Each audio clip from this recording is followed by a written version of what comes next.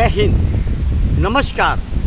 मुंबई से फिर एक बार देश और जनता के हित में बेबाक बिंदास बोलने वाला मैं हूं रविंद्र जैन। माननीय सर्वोच्च न्यायालय जी, ध्यान देने योग्य बहुत गंभीर बात है कि नेता तो आज़ादी के पहले हुआ करते थे, आज के नेता तो अय्याशी में डूबे रहते हैं, आए दिन कानून की तौहीन खुद ब खुद करते हैं। माननीय, कोई भी कानून अगर संसद में बनता है तो दोनों की सहमति से बनता है, और ये कानून बनाने के बाद जैसा जैसा चुनाव आते हैं एक दूसरे पर ये आलंछन लगाते हैं।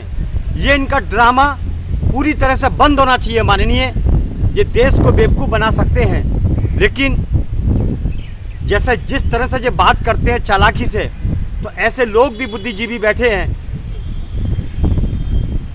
जो इनके कारनामों को समझते हैं। आज का नेता बोले तो अय्याश, आज का नेता बोले तो धंधेबाज, आज का नेता बोले तो दगाबाज, ऐसी स्थिति हमारे भारत की हो चुकी है। माननीय, इनके वादे और बातें,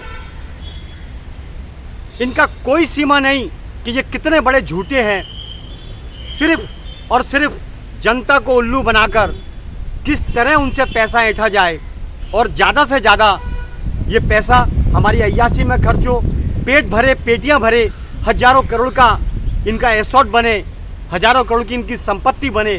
ये अय्याश नेताओं का भारत के अंदर एजेंडा है। माननीय, ये देश के बारे में बिल्कुल नहीं सोचते, आम जनता के बारे में बिल्कुल नहीं सोचते। कोई भी बच्चा अच्छे स्कूल में पढ़ नहीं सकता, आम स्थिति ऐसी है, और ढंग से 2 वक्त की रोटी खा नहीं सकता। हर आदमी की ज़िंदगी में टेंशन लगी हुई है, और ये टेंशन को पैदा करने वाले भारत के 99% जो दलाल नेता हैं, जो देश की दलाली करते हैं, जनता का खून पीते हैं, जनता को छीलते हैं किसी गाजर मूली की तरह, और देश को अपने बाप की जागीर समझते हैं, ये वो नेता हैं। असल नेता तो आज़ादी के पहले थे माननीय, जिन्होंने अपने सीने पर गोलियां खाई, धूप में चलते थे, अपने देश के लिए लड़ते थे, भूखे प्यासे रहते थे। और आज के नेता अय्याश एसी में बैठते हैं, बड़े बड़े ऑफिसों में टांग ऊंची कर कर अपना एजेंडा पास करते हैं कि कहाँ माल मिलेगा, जहाँ ज़्यादा माल मिलेगा वही शान करने। देश को बेचने वाले असल नेता हमारे आज भारत के हैं, फिर वो पक्ष हो या विपक्ष हो। बहुत कम नेता ऐसे हैं जो देश की सोचते हैं, जैसे योगी आदित्यनाथ, जिन्हें देश से मोहब्बत है लेकिन दौलत से मोहब्बत नहीं।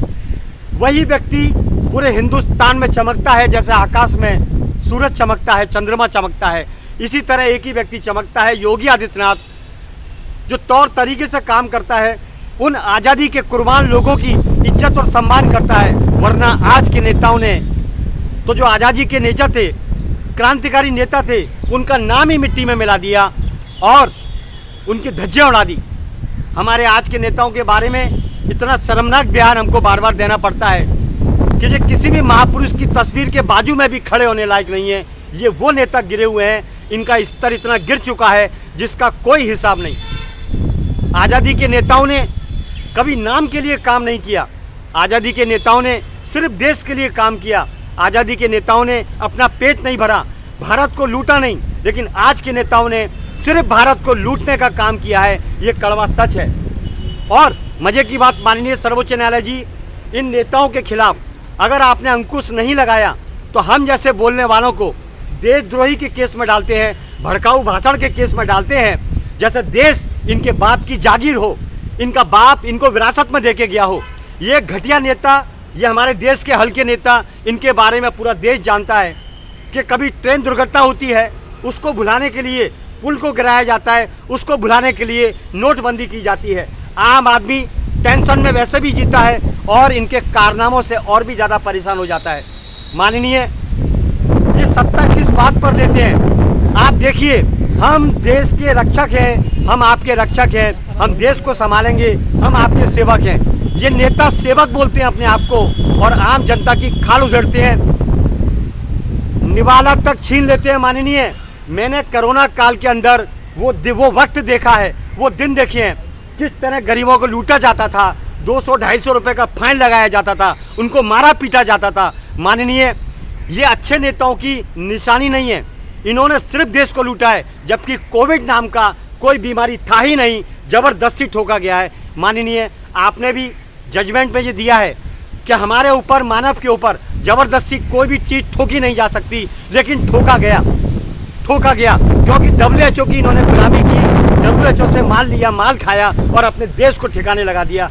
माननीय, जो घटना मैंने देखी है कोविड के अंदर, आम लोगों को मुंह का निवाला छीन लिया, उनके घर के घर बिक गए, लोग अपनी जान से चले गए, लेकिन नेताओं ने फिर भी जनता को चूसा, बिजली का बिल लिया और लोगों की सुविधा के नाम पर गुंडागर्दी करी है शासन प्रशासन ने मिलकर। माननीय, अगर देश को नहीं संभाला वक्त रहते तो मैं 100% गारंटी के साथ बोल सकता हूँ ये भारत फिर गुलाम होगा, 100% गुलाम होगा, क्योंकि गुलाम करने में हमारे देश के नेताओं का हाथ है 99%।